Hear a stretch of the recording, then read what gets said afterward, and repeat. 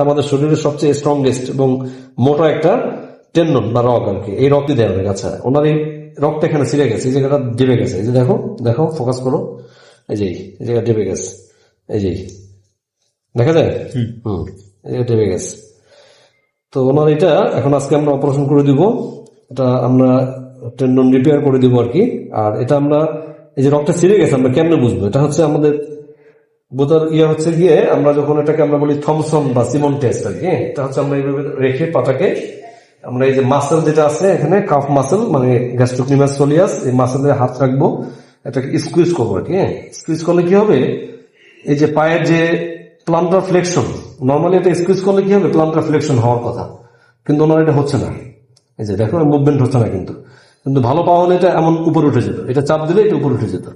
এটাকে বলা হয় থমসন টেস্ট। ওনার থমসন টেস্ট পজিটিভ, তার মানে প্লান্টার ফ্লেকশন হচ্ছে না, এটা হচ্ছে না। আমি স্কুইজ করবো কাপ মাসেলে গ্যাস্ট্রোক্লিমাসে আর সোলিয়াসে, যখন স্কুইজ করব তখন এই প্লান্টার ফ্লেকশন না হলে থমসন টেস্ট পজিটিভ, বা তার মানে টেন্ডোক্লিয়াস রাপচার আছে কোনো জায়গায়, ওনার সেটাই আছে।